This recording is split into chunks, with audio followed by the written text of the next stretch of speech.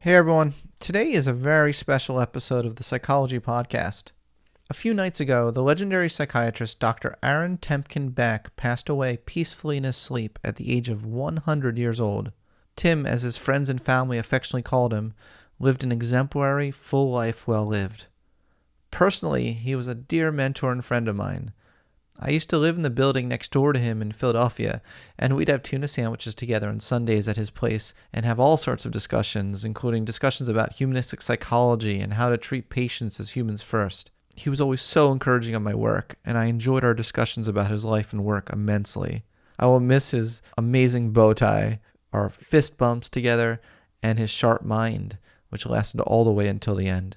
In my last in-person meeting with him just before the pandemic hit, I handed him a microphone and asked if he would talk about what research he was most excited about these days and whether he could give any advice to young psychologists. That recording is what you will hear today on the podcast. Remarkably, Tim worked all the way up until his death.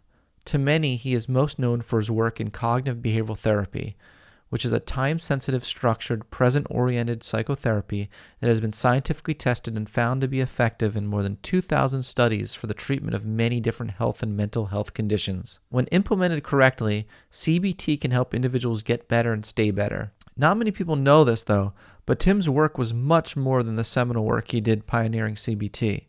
Tim was recently working on a new form of psychotherapy with his colleagues Ellen Inverso and Paul Grant, called Recovery-Oriented Cognitive Therapy, which deeply humanizes psychiatric patients.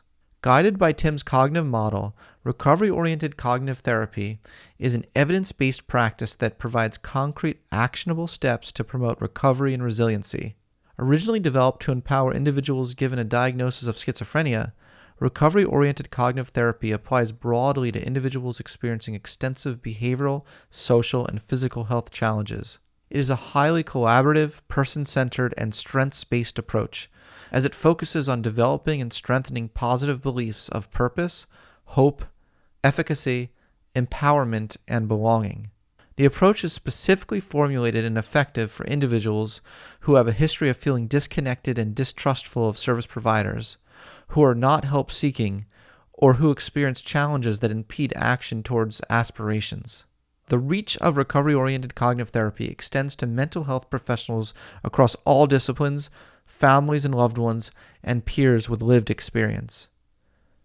One other thing I'd like to mention before we get to today's episode is the Beck Institute. In 1994, Tim and his daughter, Dr. Judith S. Beck, founded Beck Institute as a 501c3 nonprofit with the mission of improving lives worldwide through excellence and innovation in cognitive behavioral therapy training, practice, and research. In 2019, Beck Institute opened the Beck Institute Center for Recovery-Oriented Cognitive Therapy to train professionals and staff who work with individuals given a diagnosis of a serious mental health condition, such as schizophrenia. Beck Institute honors the legacy of Dr. Aaron Beck by providing training and resources in both CBT and CTR to people around the world. In the nonprofit's 27-year history, over 28,000 health and mental health professionals have received training in CBT or CTR through a variety of programs. You can help honor Dr. Aaron Beck's legacy by making a gift to the Aaron T. Beck Fund at Beck Institute. This enables the organization to continue Dr. Beck's latest work with the Center for CTR at Beck Institute, develop programs, fund scholarships for trainees, and everything in between. The Beck Institute website can be found at beckinstitute.org. Okay, now without further ado, I bring you our guest today, Dr. Aaron T. Beck. I have a mic, and yeah, we're just gonna. Do you want to take this? It's right here, and just put it as close to your mouth as possible. Okay. Okay. And just say hello, hello. Hello, hello. Yeah, I think this will be good. Hello, hello. No, this is great. Okay, so Tim Beck, it's so great to be here with you today. Such a legend in the field of psychology and one of my personal heroes. I just wanted to talk to you a little bit about some of the work you're up to. I've been working with two psychologists, one of whom is Paul Grant, and we've been working together for the last 20 years. And he formed one of three groups that I was supervising. So his group was eventually in severe mental illness, And then there was a second group which had to do with the application of cognitive therapy to the community. And then the third has to do with the prevention of suicide. And there has been a transformation in the department so that while I'm still supervising the other two, Paul Grant having departed the department with his group and gone to the Beck Institute, despite that, I am still supervising the three teams. But the team that I'm most interested in is Paul Grant's team. Okay. Now, he's been working with the severely mentally ill. He and his group, they have been actually developing a new treatment, which they are calling recovery-oriented cognitive therapy. And the way that got started was around 2011. The Commissioner of Mental Health for the city of Philadelphia said he had to give a talk at the APA, and it was going to be about recovery orientation. And I said, well, I haven't worked with addicts in the field of addiction for a long time. And he said, oh, well, this is a different type of recovery. This is not the old-fashioned recovery, but this has to do with an improvement in well-being, socialization, doing things that are worthwhile in one's own head and creative and enjoyable and so on. And he said that this is where we want our mental patients to be. And I said, well, that's a great goal, but how do you propose to get them from lying around in the unit, hearing voices, maybe smearing things around? And I say, how do you get them from this highly regressive state to the state of recovery?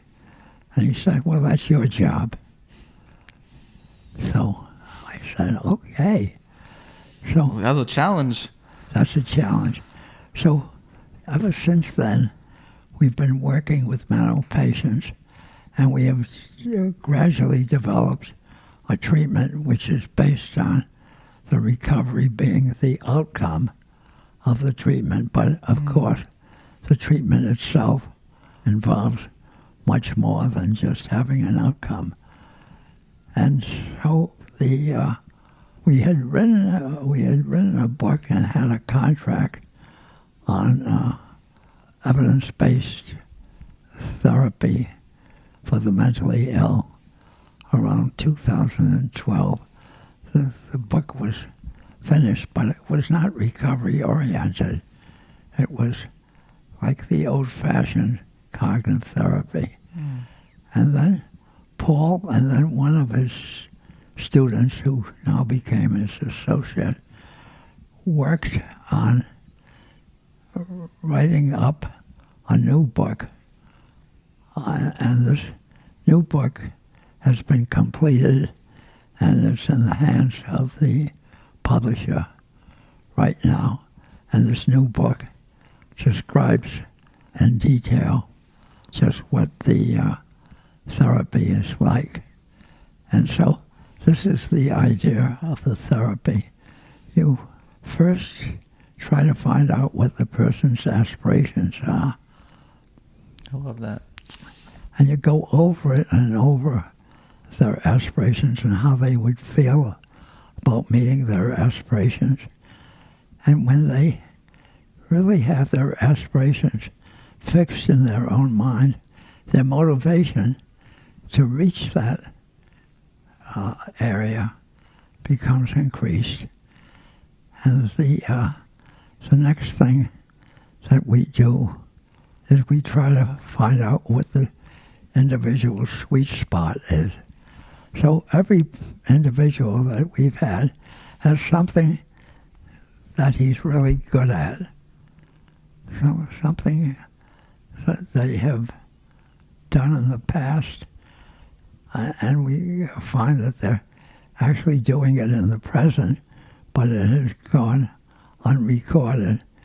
So we tell the staff, between this week and next week, I want you to tell us how the patients are acting at their best. And they say, oh, they're never at their best. They're always hitting other people, they're throwing food around, or they're in a corner hallucinating.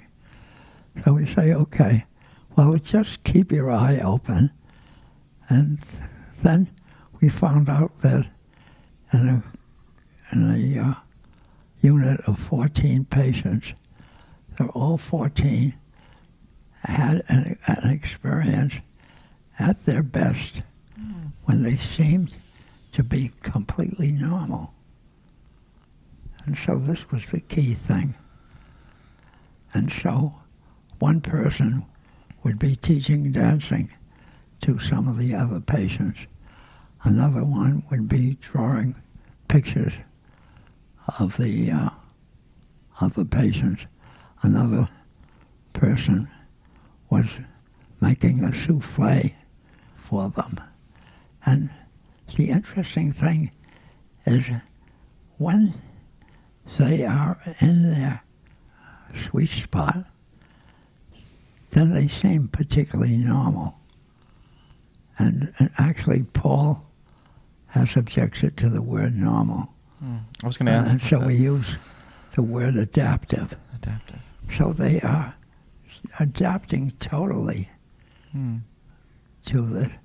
And during this period of adaptation, it's apparent that these people are perfectly capable of behaving adaptively, that they have not, despite their apparent craziness, they have not lost at all their ability to be, quote, normal or adaptive.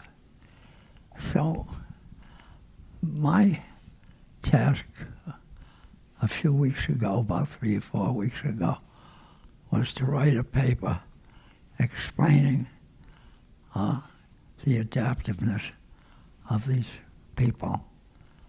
And we said, and so the initial title of the paper would be Adaptiveness in the severely mentally ill. Are most of them schizophrenic? Or all sorts of different things?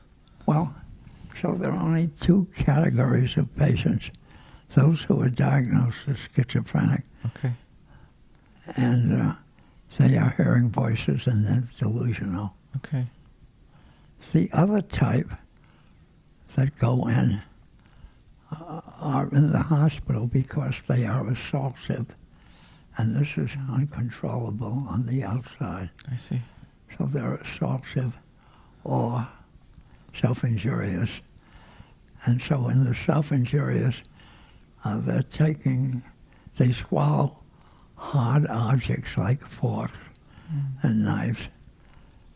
And a couple of the people who we have demonstrated widely came from when they're actually near death. They were going back and forth for surgery to the hospital, and they're now accommodated. So anyhow, getting back to the theory, I wanted to prepare a theory as to why these people got better. And then, as I looked at the cases, it seemed that you do try to activate their Humanity. Excuse me. Activate their humanity. Yeah. In a way, right? Well, we activate the humanity, and it turns out that they love doing things for patients, for the other patients, or for the staff, that they have a strong urge to do things for other people, and when they are doing these things, they are totally adaptive. However, this does not last. Otherwise, they'd be out of the hospital within a week. But the therapy consists of extending the period of adaptiveness sort of day by day, and we do a lot of the work with the staff rather than with the patients per se. And the staff then gets the patients much more into the adaptive mode. And so I then developed a theory of modes. And the idea is that the personality consists of various sexes. And you see these modes in a wide variety of cases. For example, in multiple personality disorder, which I think is a real disorder, the people can operate at times being very hostile and belligerent when they're one person, and when they shift to another person, they change the name, and they are, say, humble, self-effacing, very passive. And in working with these people, we realize that these are different aspects of the personality.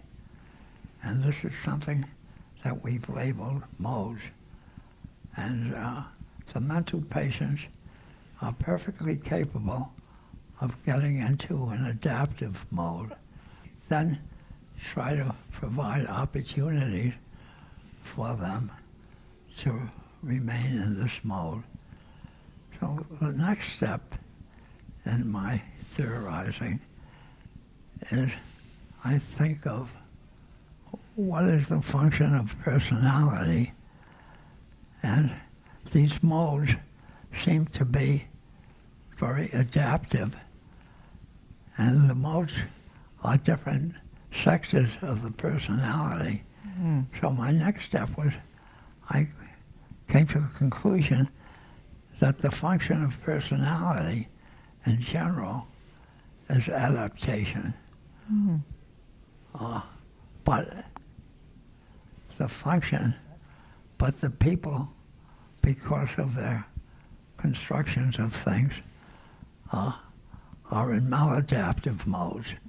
And so the therapy consists of changing from, and we're doing an experiment now in which we recognize that people are not going to believe that this is happening, although administrators of hospitals believe, but the profession won't believe it.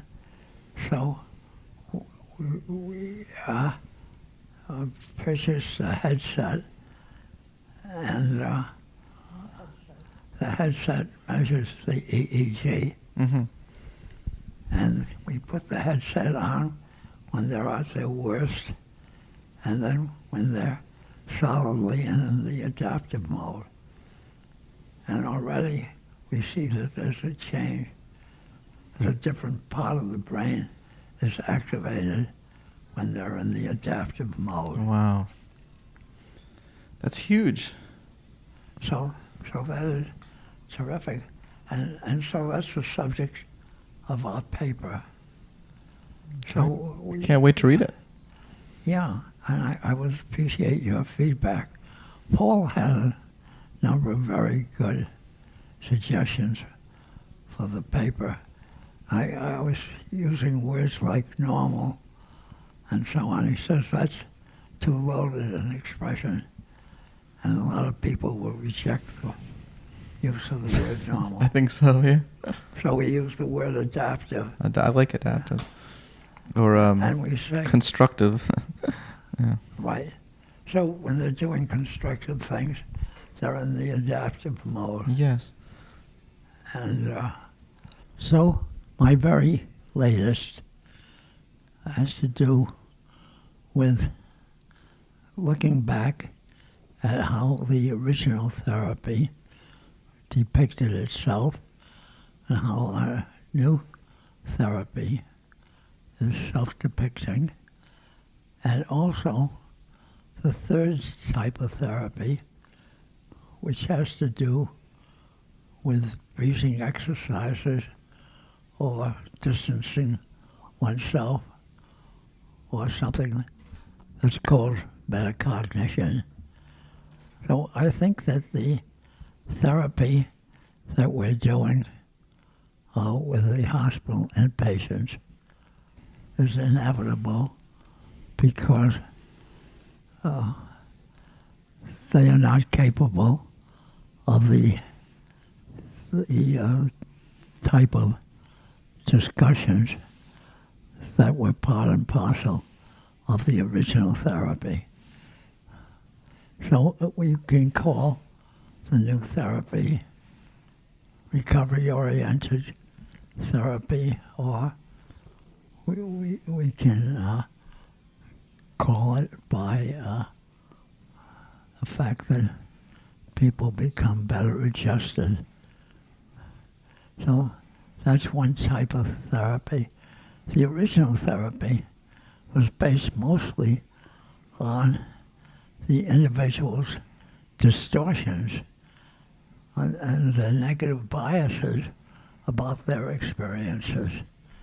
And so the original therapy, which is now being practiced by and large by the people I have trained prior to Paul Grant. So that therapy is based on negating the negative biases or correcting the maladaptive constructions of situations. And the third approach, which I think is valuable, has to do with the breathing exercises that people do. And it seems that that by being occupied with their breathing, the people are able to distance themselves from the negative constructions of situations.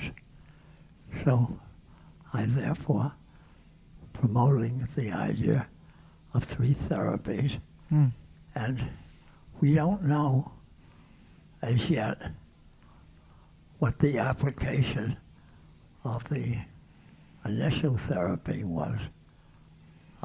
That is, changing the misconceptions of people and how efficacious that's going to be in regards to the more humanistic and holistic therapy that I've been talking about Love it. today. And we also don't know the full application of the breathing exercises, which has become very popular, and there has to be some validity to it.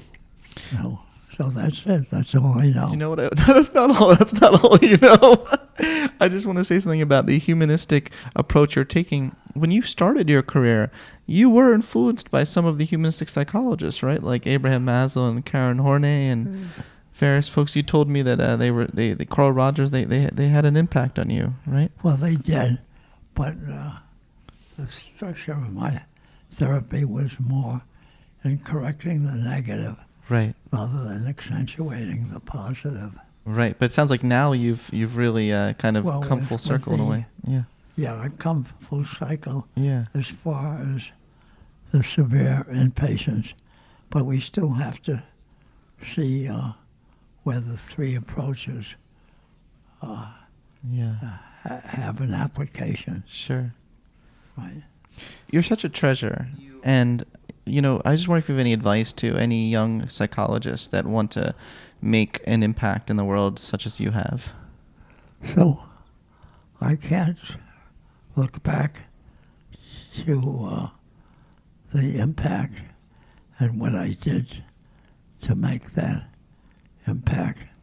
But I would say that I learned from my patients, and then I would figure out what was going on in the patients and what the mechanisms were. For example, I observed that depressed people would be very self-critical after they had an event that impinged on their self-esteem. And so I then would use a technique such as looking at the distortions. And then I would test this out in the laboratory. And when that worked, then I would write up a syllabus.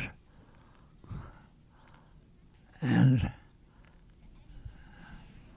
when I found a publisher, then I would publish the syllabus as a book. So what I would propose to the budding young psychologist is you have to see the raw material. You have to see individuals. And it could be as simple as being in a counseling center. But you have to get your raw material from your observations. Then you have to test out what the evidence is that you have discovered the truth. And then you have to demonstrate that your approach actually makes the people better. And then when you've done that, then you go on to the next problem, next disorder. Thank you so much. Okay. Thank you. You ready for lunch? So now I'm going to have my lunch. And, Let's do a little fist bump. Saying it's the end of the episode. Thank you. Do you want to eat a little bit? yeah, I'll switch to eating. Okay. And tell me about what you've been. So, in case we don't record anymore, let me just say, thank you so much for sharing that with me and your latest work. I think it's going to be so foundational and help so many people. Thank you for talking with me. Oh, good. Thank you. Thanks for listening to this episode of the Psychology Podcast. If you'd like to react in some way to something you heard, I encourage you to join in the discussion at thepsychologypodcast.com. That's thepsychologypodcast.com. Thanks for being such a great supporter of the show, and tune in next time for more on the mind, brain, behavior, and creativity.